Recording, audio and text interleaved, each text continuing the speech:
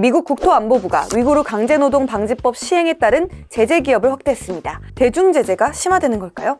국토부 산하 강제노동 집행 태스크포스는 최근 이 같은 내용을 담은 중국 강제노동 상품 수입 방지 전략 보고서를 발표했습니다. 지난 2022년 6월 처음 발표된 이 보고서는 지난해 8월 한 차례 업데이트된 이후 이번이 세 번째 버전입니다. 보고서에는 강제노동 방지법 시행으로 인한 단속 영향과 최신 전략 내용이 담겨져 있습니다. 구체적으로 살펴보면 미국 관세국경보호청은 위구르 강제노동 방지법 발효 이후 9천 건의 선적을 검사했는데요. 이는 340억 달러, 한화로 약 47조 1,400억 원 규모의 해당합니다. 관세 국경보호청은 이 중 6억 9,599만 달러 상당의 3,500건의 선적에 대해 통관을 거부했습니다. 제재 기업 리스트도 추가됐는데요. 이번 보고서에선 38개 기업이 추가돼 현재 제재 리스트에 오른 기업 수는 68개에 이릅니다. 또 단속 품목도 추가됐습니다. 알루미늄과 폴리염화비닐, 해산물이 새로운 고위험 산업군으로 지정됐는데요. 국토부는 해당 산업군에서도 강제노동 혐의가 포착됐다고 설명했죠. 폭스바겐 그룹의 경우 올해 2월 차량에 사용된 부품이 신장 위구르 지역에서 만든 것으로 드러나면서 미세관을 통과하지 못한 채 압류되기도 했는데요. 이로 인해 폭스바겐 그룹 브랜드 중 포르쉐, 벤틀리, 아우디 승용차와 SUV 1만 4천여 대가 미국 항구 세관에 유치됐습니다. 미국과 중국의 힘겨루기 과연 어디까지 가는 걸까요?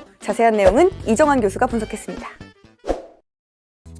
미중 경제 패권 경쟁이 본격화됨에 따라 경제적 제재 문제가 계속 나오고 있죠. 특히나 이제 미국이 할 수 있는 모든 수단들을 점차 강화하고 있다라고 보시면 될 것 같고요. 2018년 트럼프 정권 때만 해도 이제 전체적인 관세를 올리면서 미중 경쟁에 대한 이야기를 하겠다라고 이야기했는데 바이든 행정부에 들어와서 굉장히 뚜렷하게 나타나고 있습니다. 가장 근본적으로 이제 핵심 산업들을 정하고 이 핵심 산업들에 대해서 수출 규제를 한다든지 대내 FDI 투자라고 하죠. 중국에서부터 미국으로 투자 오는 것들에 대해서 금지를 한다든지 그 다음에 FDI 유출 그리고 대외 FDI 투자라 그러는데 중국에 향하는 FDI에 대해서 굉장히 엄격한 심사를 한다든지 이런 방식으로 미중 패권 경쟁이 이루어지고 있다. 특히나 첨단 기술 분야에 대해서는 이런 방식을 통해서 투자가 중심이 되고 투자와 관련된 인적 자본의 움직임이 중심이 되다 보니까 직접적인 수출 통제, 미국의 기술 쓴 어떤 반도체 수출 규제라든지 이런 방식들이 굉장히 많이 이루어지고 있다. 그 다음에 투자 흐름이 중요하게 되면서 중국의 미국으로의 투자, 미국의 중국으로의 투자들이 다 제약받고 있는 상황이고요. 그 다음에 하나의 방식이 이제 공급망 내에서 인권 문제를 야기시키면서 규제를 하는 방향이라 볼 수 있고 공급망에서 노동에 관한 이슈들은 EU에서 이미 많이 제기되고 있고 글로벌적인 상황이기 때문에 어디든지 나올 수 있는 규제다. 사람들이 컨센서스를 얻고 있는 이런 규제다라고 보시면 될 것 같습니다. 특히나 이제 독일 같은 데는 공급망 실사를 이미 시작했는데 EU에 물건을 팔라고 하면은 노동 같은 걸 실사를 해서 강제 노동 같은 문제가 없음을 이야기해야 되고요. 미국도 이런 동일한 논리를 받아들여가지고 인권 문제를 들려내면서 위구르 강제 노동 금지 같은 다양한 제도를 만들고 있다라고 아마 보시면 될 것 같습니다. 결국은 첨단 기술에 대해서는 아까 말씀드린 수출 통제라든지 FDI 규제들이 주를 이루고 있고 공급망 관련해서는 탄소 규제도 있지만 중국 관련해서는 아무래도 이제 노동 착취 관련 규제들이 본격적인 미중 패권 경쟁을 유도하고 있다라고 아마 보시면 될 것 같습니다.